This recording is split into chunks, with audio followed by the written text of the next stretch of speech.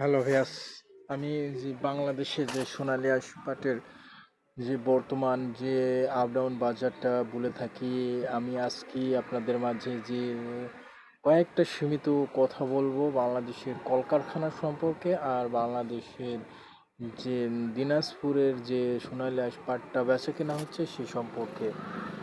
বাংলাদেশের যে দিনাজপুর এবং ফরিদপুর যে লেভেল লেভেল অনুযায়ী যে সংখ্যা পরিবর্তিত হয় সেই সম্পর্কে কিছু কথা বলবো। আমি আপনাদের মাঝে অবশ্যই জানতে পারবেন যে আজকে বাংলাদেশের যে বর্তমান যে বাজার সম্পর্ক যে বেচা কেনা হচ্ছে এবং যশোর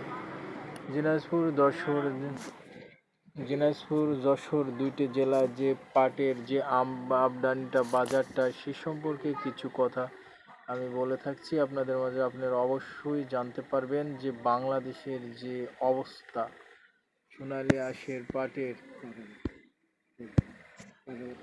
বর্তমান বাংলাদেশের যে সোনালী আঁশ পাটের যে বাংলাদেশের যশোর জেলা সেখানে 3,000 থেকে 4,000 পর্যন্ত বেচা কেনা হচ্ছে এবং দিনাজপুরের যে পাট বেচা কেনা হচ্ছে সে পাটটা আমরা জানতে পারছি। অবশ্যই আপনারা জানতে পারবেন বর্তমান যে বাজারটা বেচা কেনা হয়ে থাকছে সেটা হচ্ছে বাংলাদেশের যে সোনালী আঁশ পাটের বর্তমান যে বাজারগুলো সেগুলো হচ্ছে বর্তমান বাজার বাংলাদেশের দিনাজপুরের 3500 থেকে 36 এবং 4,000 ভিতরে বেচা কেনা হচ্ছে দিনাজপুরের বাজারটা, এবং ফরিদপুরের বাজার 5,500 এবং 4800 থেকে শুরু করে 5,500 পর্যন্ত বেচা কেনা হচ্ছে বাংলাদেশের ফরিদপুরের পাট।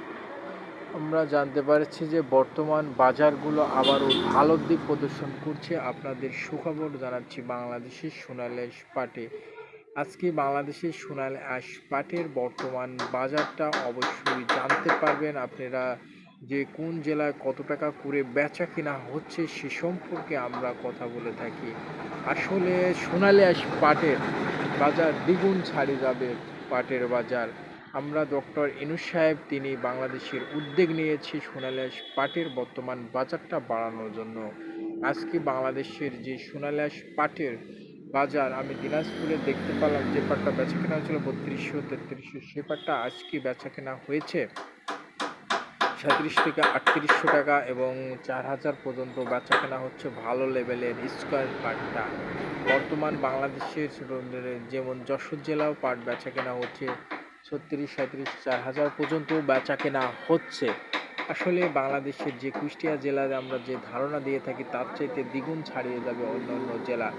ফরিদপুরের জেলার পাটের সংখ্যা আমাদের খুব সীমিত দেখা দিয়েছে, কিন্তু সেখানে সে জেলায় ফরিদপুর জেলায় পাট খুবই কম।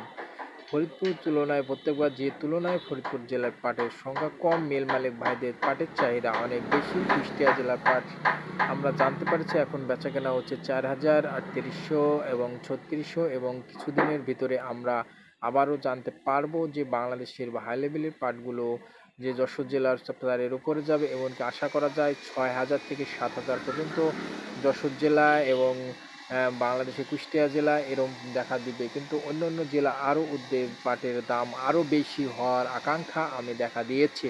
বর্তমান পাটের বাজার আবারও